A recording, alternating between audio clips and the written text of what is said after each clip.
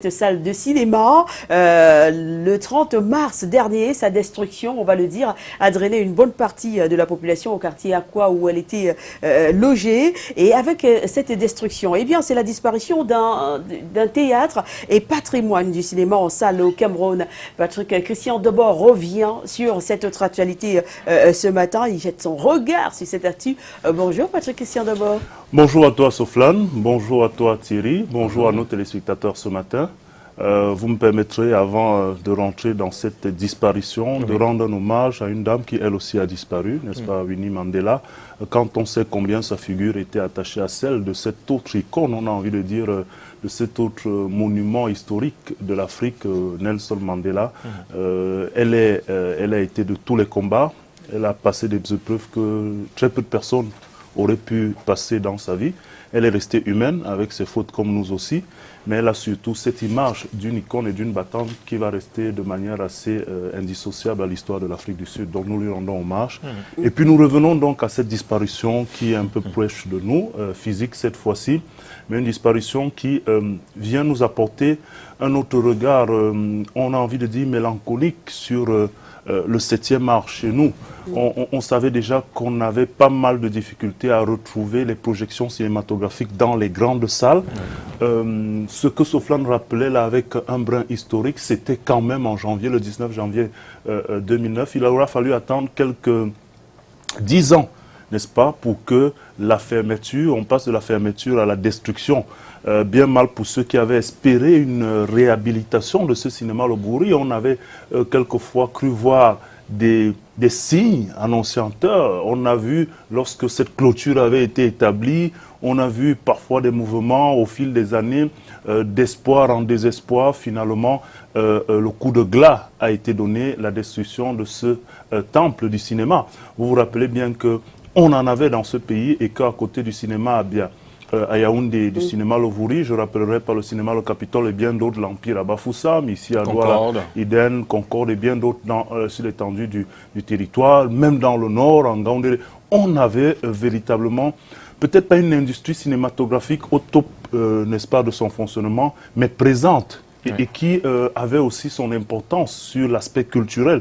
Parce qu'il faut bien le dire, le cinéma lui aussi véhicule des aspects de notre culture, véhicule des aspects de la culture mondiale et puis met en exergue le caractère intellectuel de ceux qui regardent parce qu'il y a toujours derrière les scénarios, il y a toujours derrière les mises en scène quelque chose qui reste.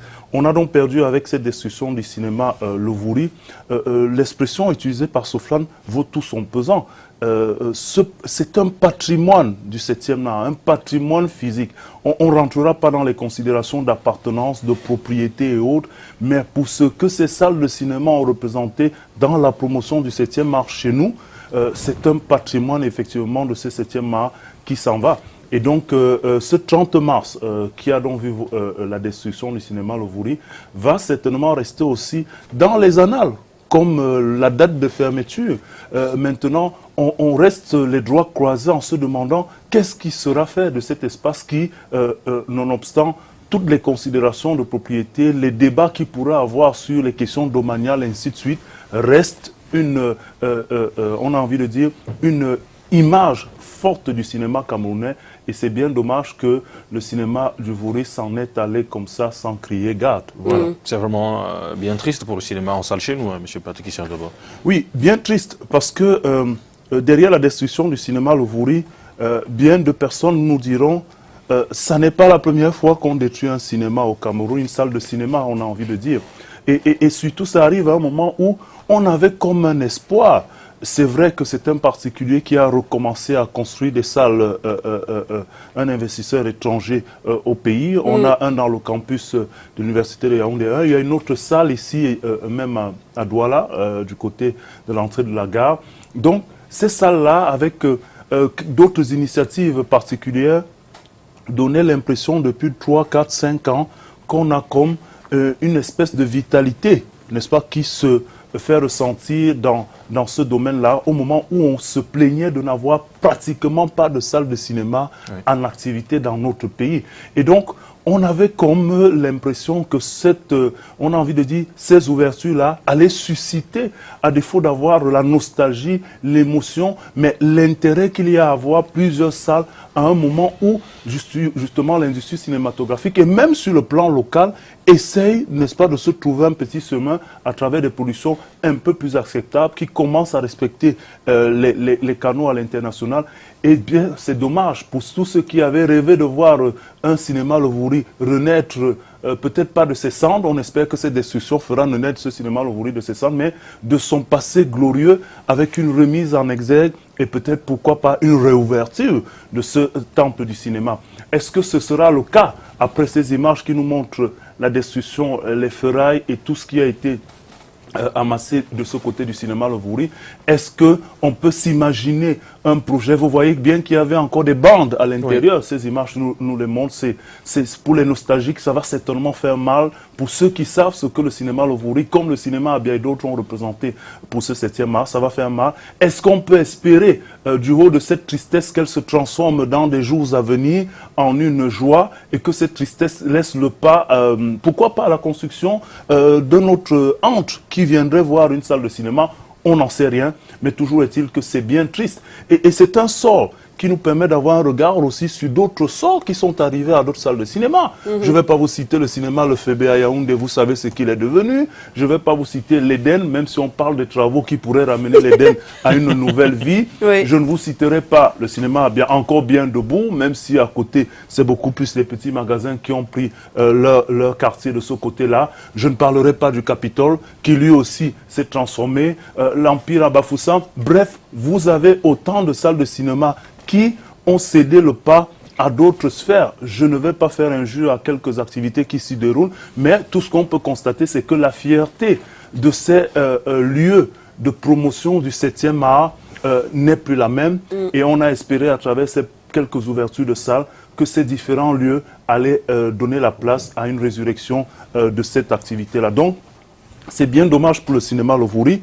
On y a porté un regard ce matin en se disant que, passé la casse, qu'est-ce qui va suivre? On espère simplement que cette casse va laisser la place à une construction ou bien à d'autres projets. Ça n'est peut-être pas la responsabilité exclusive de l'État de construire les salles de cinéma, mais ça peut être un bon investissement au moment où on annonce des mesures drastiques à l'international pour que le cinéma en salle soit mis en avant. Merci beaucoup. Alors, il se murmure qu'un nouvel immeuble verra le jour à la place du cinéma Lovouri. Tout le mal qu'on peut espérer. Apparemment, ça n'aura rien à voir avec la culture. On espère simplement qu'en lieu et place, on aura, à défaut d'avoir une salle de cinéma, quelque chose au moins qui permettra aux générations futures de se souvenir qu'ici, quelque chose pour le 7e mars s'est passé dans notre pays. Merci beaucoup, M. Patrick Christian Dombo, d'être passé ce matin et d'avoir jeté votre dévolu sur cette destruction. C'était le 30 mars dernier du cinéma Lovouri, le temple de la culture. Oui. À une certaine époque, nous avons énormément communiqué pour cette salle. Ça fait toujours un tout petit peu bizarre de parler du cinéma Lovouri au passé. Alors qu'il est 7h, passé d'un peu plus de 41 minutes, nous allons maintenant nous intéresser à l'actualité hors de nos frontières et nous nous rendons à Madagascar où 3 nouvelles lois ont été votées. C'est vrai que l'Assemblée nationale malgache a voté mardi dans une ambiance tendue 3 lois qui régiront les élections législatives et présidentielles prévues entre le 25 novembre et le 25 décembre sur l'île. Donc ces 3 textes modifient notamment les règles de révision des listes électorales, de publication des résultats ou de candidature à la présidentielle. Ces 3 textes, voilà, il faut le rappeler quand même, ce sont des textes qui ont été successivement adoptés par une majorité serrée de 79 des 151 élus. Donc le Premier ministre Olivier Mahafali s'est réjoui, n'est-ce pas, de l'adoption de ces lois. Donc de son côté, l'opposition s'oppose vigoureusement depuis des semaines à leur adoption. Donc les opposants dénoncent surtout le durcissement des procédures de révision des listes électorales jugées beaucoup trop lourdes pour ceux qui n'y ont pas été inscrits. L'opposition a également accusé le gouvernement d'avoir acheté certains de leurs collègues pour faire voter ces lois. Du coup, des élus ont refusé de prendre part au vote et ont quitté l'hémicycle en brandissant tout simplement des pancartes Stop corruption et en arrachant son micro au président de l'Assemblée. Celui-ci a dû faire appel aux forces de sécurité du palais pour récupérer son bien.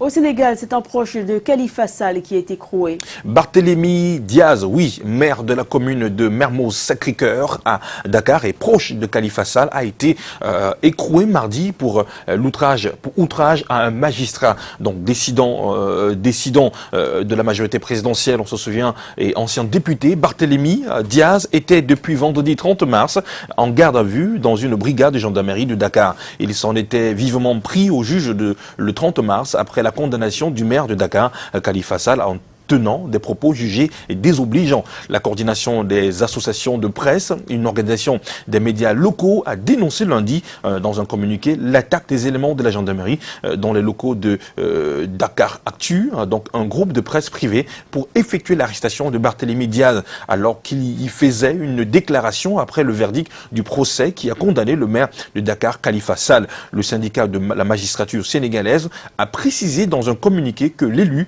a tenu des propos qui constitue une atteinte intolérable à l'honorabilité des magistrats concernés. Et en Libye, c'est Sadi Kadhafi qui a été innocenté par la justice dans une affaire de meurtre. Un tribunal de Tripoli a innocenté mardi 3 avril Sadi Kadhafi, le troisième fils du guide libyen, de toutes les accusations qui pèsent contre lui dans l'affaire du sportif Bachir Rahi, mort en 2006 suite à des coups sur la tête. L'homme est décédé après une dispute dans une villégiature possédée par Sadi Kadhafi.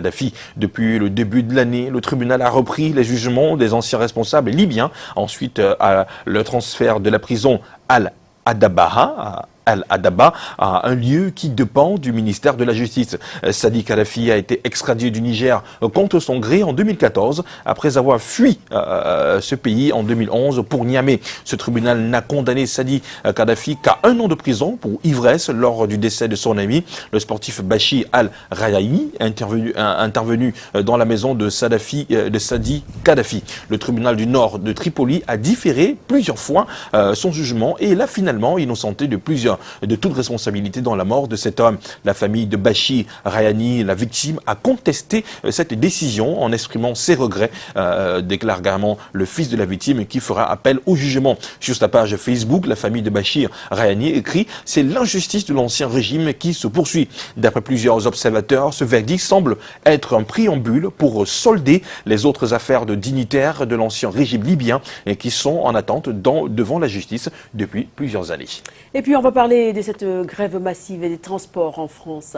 C'est vrai que c'est un mouvement de grève massif de cheminots qui entend paralyser la France pendant 3 mois, qui a débuté mardi. Donc cette grève constitue un défi majeur pour le président Emmanuel Macron, dont les réformes sont au cœur des revendications. Les syndicats sont déterminés à faire échouer la réforme du secteur ferroviaire promise par Emmanuel Macron. Ils ont inventé le concept d'une grève de 2 jours, tous les 5 jours, jusqu'à la fin dans la fin juin, soit 36 jours de débrayage au total, un marathon colossal pour remporter le bras de fer à l'usure.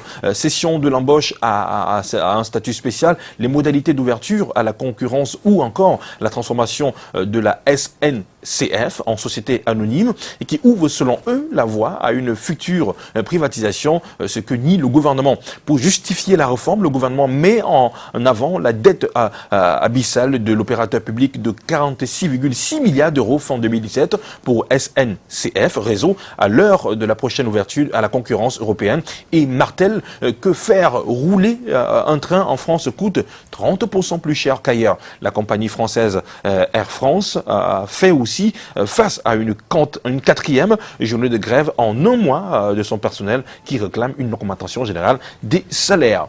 À présent, direction Brazzaville où de ce côté, Brazzaville a entamé en ce début de mois d'avril une autre phase de négociation avec le Fonds monétaire international. Oui, une délégation du Fonds monétaire international a repris depuis hier avec les autorités congolaises les échanges sur les conditions du déblocage d'un programme de relance relance économique. Brazzaville semble jouer, on va le dire, le tout pour le tout afin de se montrer convaincant aux yeux du FMI. Mais l'instance veut avant tout voir ses recommandations issues des discussions de décembre 2017 être appliquées à la lettre. Et parmi celles-ci figurent les réformes fortes et immédiates. Les autorités congolaises ont déjà annoncé la privatisation de certaines structures publiques, notamment dans le secteur de l'eau et de l'électricité, et le changement de l'organigramme de la Société nationale des pétroles, gestionnaire de la principale ressource du pays. Reste maintenant à savoir si ces premiers pas arriveront à convaincre le FMI qui se veut intransigeant, notamment dans la lutte contre la corruption et le poids de la dette. Je rappelle que la dette publique congolaise avoisine les 110% de son produit intérieur brut.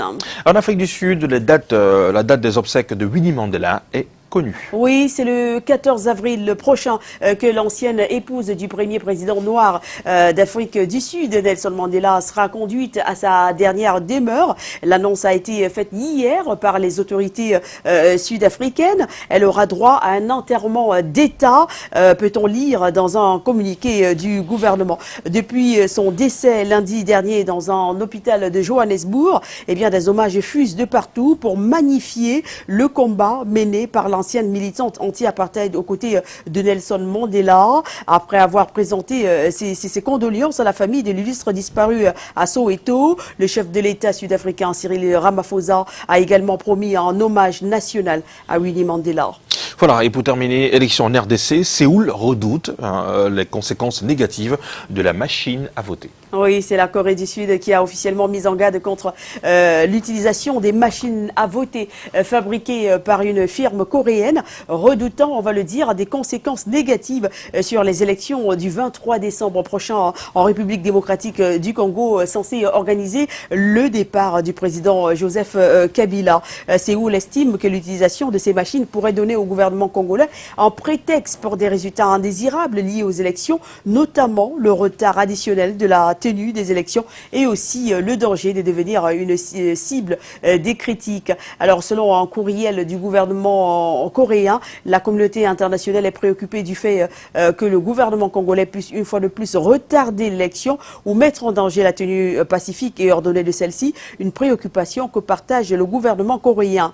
Force est de signaler que la Commission électorale nationale indépendante a commencé depuis janvier à importer en République démocratique du Congo des machines à voter fabriquées par la société sud-coréenne Miru System, qui n'a pas de bureau ou de représentation en République démocratique du Congo. Elle estime que ces machines à voter permettent de réduire le temps de vote et la période d'attente de l'annonce des résultats, la fraude électorale ainsi que le coût global des élections. L'opposition, quant à elle, est évidemment opposée à l'utilisation de ces machines à voter. Voilà pour les informations hors de nos frontières, informations reçues également par nos amis et fidèles téléspectateurs du côté de Malabo. Monsieur Julius Kamdem Kwam, vous êtes là-bas et vous nous regardez tous les matins. C'est un bonheur de savoir que vous êtes toujours connecté sur Canal Matin. Et aussi à monsieur Pascal Alain Coco. Oui, Pascal Alain Coco, vous avez un an de plus ce matin. Joyeux anniversaire à vous de la part de toute l'équipe de Canal Matin. Et on va souhaiter un joyeux anniversaire à monsieur André Pizziati, le plus camerounais des Italiens qui nous regarde peut-être ce matin. André Pizziati, joyeux anniversaire. Joyeux anniversaire également à Mireille Wamba, mais aussi à madame Guimeya Marthe. Madame Guimeya Marthe qui nous suit peut-être ce matin. On n'oublie pas notre Giovanni Temdier, oui, l'infographe attitré. Oui. Joyeux anniversaire, c'est vrai que le partage du cookie aura lieu tout à l'heure, à partir de 15h, ici à Canal 2 International. Voilà, joyeux anniversaire à toutes les personnes qui ont vu le jour un 4 avril dans le monde. Vous le savez, les marchés de Douala sont au rendez-vous du mieux vendre et du mieux consommer. La première édition de la Foire internationale des affaires et du commerce de Douala continue évidemment de faire son petit bout de chemin au complexe Camtel Bepanda. Parmi les 500 entreprises et particuliers présents sur le site, eh bien 50 commerçants réunis autour du syndicat des commerçants grossistes et détaillants du Vouri. Une occasion en or pour les non-nèmes de se faire connaître, de faire connaître leurs produits, mais aussi pour les grandes entreprises qui offrent des prix, on va le dire, promotionnels aux